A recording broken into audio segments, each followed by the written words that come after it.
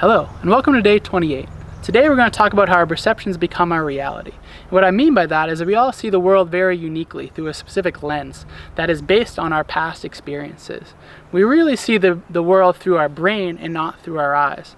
And how I know that is our visual center, when it sees something, has 10 times the amount of information coming from within our brain to our visual center than from the outside world to our visual center.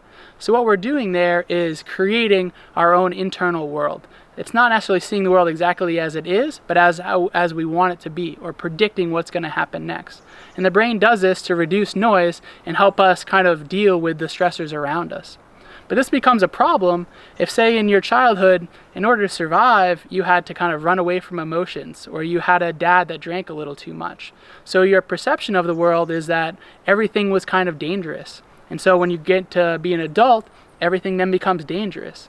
Because it's not the events themselves that cause us pain, it's our perceptions of those events that cause us pain. And this is true because think about the situation where you're cut off in traffic.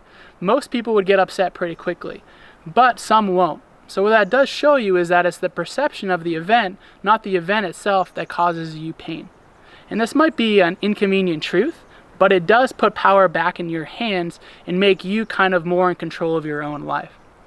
And it does kind of take away kind of the blame game of focusing your anger on external stressors, because they're not actually what's causing your pain. Really, it's your internal misconception that's causing the pain. And you might not be able to fight back your gut reaction right in the moment, but all I'm asking of you is to maybe step back once that happens and try to change your perception. Try to cut down on the amount of time that you're angry or mad, and that's a success.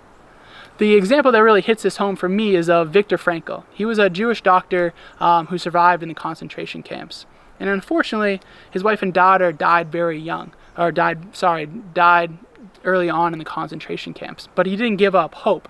He kept fighting and helping out the other people in the concentration camp.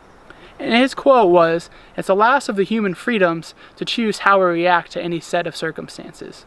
So I take solace in that and encouragement. So if he can get through that situation, I may be able to get through traffic, or disagreeing with my boss, or withholding judgment when someone doesn't do something exactly the way I want to.